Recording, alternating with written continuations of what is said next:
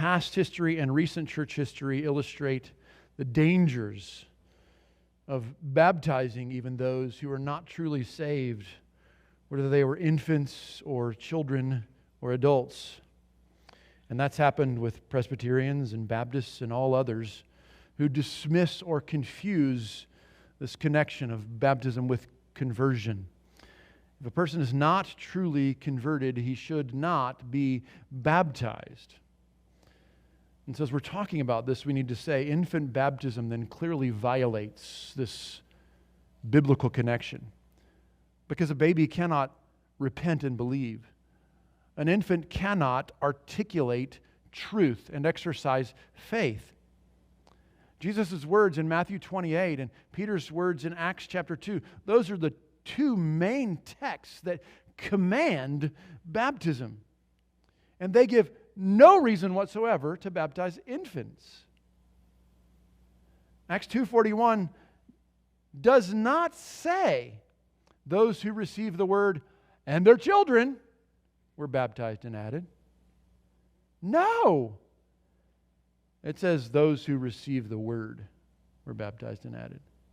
Baptism was only for those who received, internalized, were transformed by the word, the truth.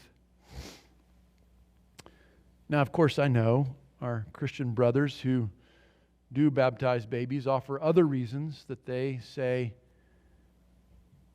show it's implied or assumed in the New Testament. Most of them will admit, if you read, or listen, you'll find most of them will admit that the Bible never commands or teaches or models infant baptism anywhere. But then they go and draw inferences or theological connections to support it. If you want to read on it further, I recommend Matt Waymeyer's book, A Biblical Critique of Infant Baptism. It's a useful tool in answering such arguments. But one such argument from those who baptize infants is a claim to support, support it from verses about households that were baptized. Acts chapter 16, verses 14 and 15 speaks of God opening Lydia's heart. Remember that? For her to respond to what God had said, and then she and her household were baptized. But it's not stated or even suggested that that household included infants. And rather, since her husband is not mentioned, and he's not the one inviting people to gather at their house, he's not there, it's likely she did not have infants. It's likely she did not have little children. And so they're not there. And later in that same chapter, actually, we find in Acts chapter 16, 30 to 34, it describes the same pattern as in Acts 2, where people believed first, they repented first, they believed first, and then they were baptized. And it's clear that the whole household there believed. And the same can be said of the household of Cornelius in Acts chapter 10, the household of Crispus in Acts chapter 18:8, the household of Stephanus in 1 Corinthians 1:16 and 16:15. They were believers.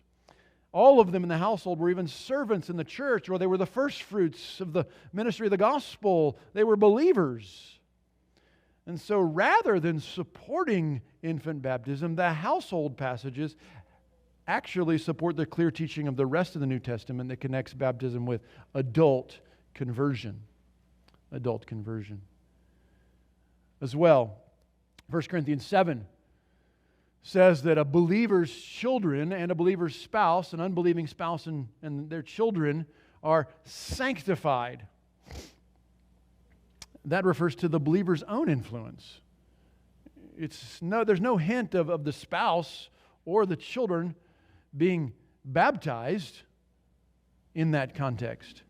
The influence of a believing spouse toward holiness is what is happening there, not any kind of support for saving them or baptizing them.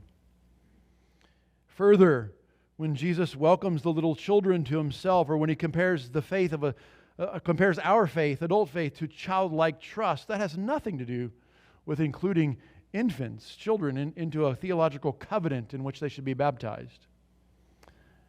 It's just not there. Similarly, the mention of heart circumcision in Colossians 2 and Romans 4 does not connect it with baptism as a replacement, as the sign of the new covenant, like circumcision was a sign for the Abrahamic covenant. Though circumcision was a different sign altogether than baptism. And there would not have been an automatic correlation between the two. You think about circumcision, you were born into it naturally, physically, whereas baptism is speaking of spiritual birth. And in the Abrahamic covenant, there are national and ethnic promises that relate to that, whereas the reality of baptism is completely spiritual reality. Circumcision was for males only. It was practiced on people who did not even have faith at times. But baptism is for only believers and all believers. And I could go on and add more about infant baptism, but suffice it to say, I have not found one single compelling argument to support infant baptism. And let me just remind you that I share all of that, not just to try to be right. I share that because it matters. It matters. For example, one of my seminary professors, he served as a missionary for many years in Europe and South Africa, and he had witnessed this problem. He saw all the Protestant churches with almost entirely unconverted members, because they had practiced infant baptism for generations. People were baptized into the church. They never trusted Christ, but they thought they were Christians because they'd been baptized in. Now, of course, a church can spiral into unbelief for many reasons. I've seen the same thing in Baptist churches, mind you, that baptize children too young, and then they grow up and they're not really saved, and then they're just the power brokers in the church. They're not really Christians.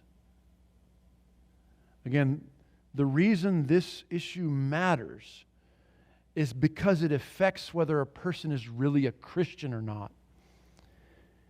It's an issue of eternity that matters for each of us, and it matters for what gets proclaimed and passed on to the generations to come. It matters vitally. And so we want to walk through it carefully.